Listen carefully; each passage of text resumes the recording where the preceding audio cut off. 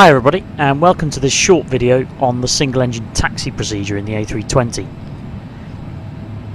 This is a short video because the procedure is pretty straightforward, but it has become commonplace in Airbus operations, mainly because it saves a lot of fuel and of course it saves wear over the life of the engine. Single engine taxi out, that is to say for departure, should not be done if there are low visibility procedures in force, there are any steep inclines or declines on the taxi route, any of the taxiways that we'll be using are slippery or heavily contaminated, if there's any freezing precipitation, if the APU bleed or the APU generator are inoperative, or the engine auto start system is inoperative. Remember that engines require thermal stabilization before applying takeoff power, and this is particularly important on jet engines. As a result, both engines must be operating at or near idle power for 2 minutes at least before applying takeoff thrust. If the engines have been shut down for more than 2 hours before your flight commenced, this figure would increase to 5 minutes. As such, you'll have to work out where on the taxi you start the second engine in order to make sure that you have had the engine running for at least 2 minutes before takeoff. This may well mean that while you should have no problem taxiing single engine from, say, the terminal to the Polderbahn at Schiphol, taxiing from the terminal to the runway at Jersey, for example, is quite another matter. So it's very likely that at small airports, single engine taxi may not be best practice. Where the engine is going to be started would usually form part of the briefing before pushback. The procedure itself entails performing the before start checks and scans as normal, and we then start engine 1 first.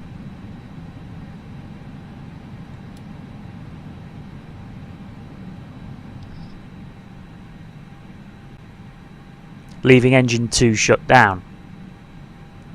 This is because engine 1 powers the green hydraulic system that powers the nose wheel steering and the brakes, and this avoids having to use the power transfer unit.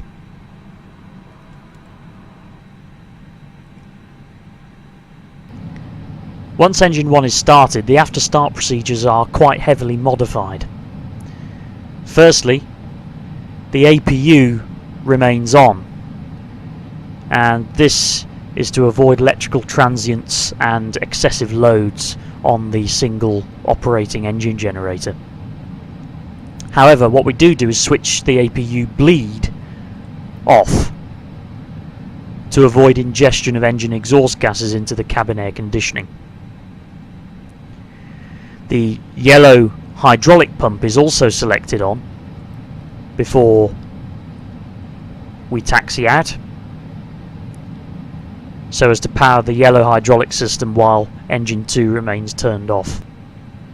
We also at this stage open the cross bleed so that engine 1 is supplying pneumatics to both packs. Unlike the normal after start checks, after starting engine 1 only, we don't arm the order brakes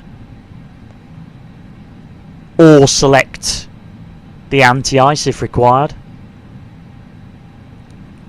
or perform an ECAM status check as we normally would.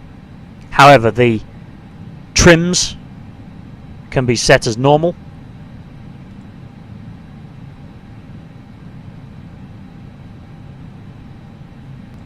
ignition can go back to normal, spoilers can be armed, and the flaps can be set for takeoff. And we also verify, of course, that the rudder trim remains at 0. At this stage the after start checklist remains unread, and we simply taxi out using one engine. Remember, of course, that particularly on IAE powered aircraft, which usually when you take the parking brake off steam away on their own idle power, you may need a little bit more thrust on engine 1 to break away. You can also see that as we taxi away, the aircraft has a tendency, if I just take my hand off the nose wheel steering tiller, you can see that the airplane has a tendency now to veer to the right towards the dead engine, which is what you'd expect. This isn't the kind of characteristic that you'd be used to when taxiing out with both engines, so just a little bit more left hand steering is required on the nose wheel steering tiller as you taxi away. Because single engine taxi requires that little bit more breakaway thrust, which we wouldn't need if both engines were started, you may consider that it's not actually appropriate to perform the single engine taxi procedure if the aircraft is at very heavy weights. What we do during the taxi, as we normally would, is check that the brakes are working and that there is no residual pressure shown on the pressure gauge. Once it's time to start the second engine, this can be a little bit difficult when you're operating the aircraft on your own, that is to say not in a shared cockpit or without the help of FS2 crew, which hasn't, I don't think, released a product for the FS Labs A320 as yet.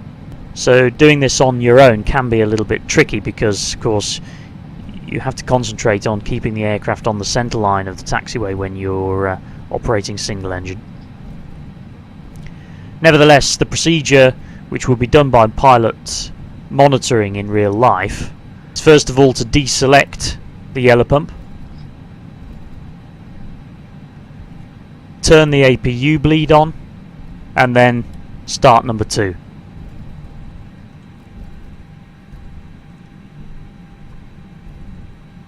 Once the engine's started and we have the avail indication showing on the PFD, we can then start timing for 2 minutes. The APU bleed can be selected off. The APU can be shut down. The cross bleed selected to auto. Anti-icing is set as required. The ECAM status can be checked, and ignition then selected to normal, or ignition start if required for the departure. At this stage, the after start checklist is then completed. So the anti-ice is not required, off. ECAM status is checked. Pitch trim is set 28%, 0.2 up, and the rudder trim is 0. That's the after start checklist complete. Once the after start checklist has been completed, we can then select autobrakes to max and then perform our flight control check.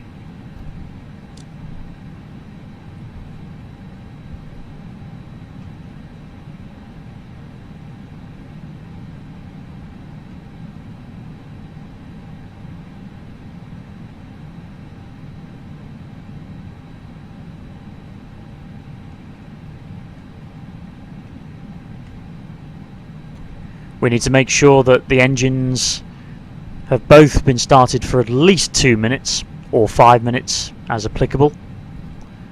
In this case 2 minutes is all that's required.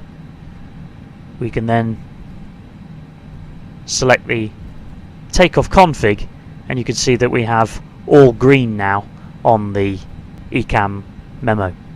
At that point the before takeoff checklist can then be completed. The single engine taxi after arrival is much more straightforward. After landing, the APU should be started.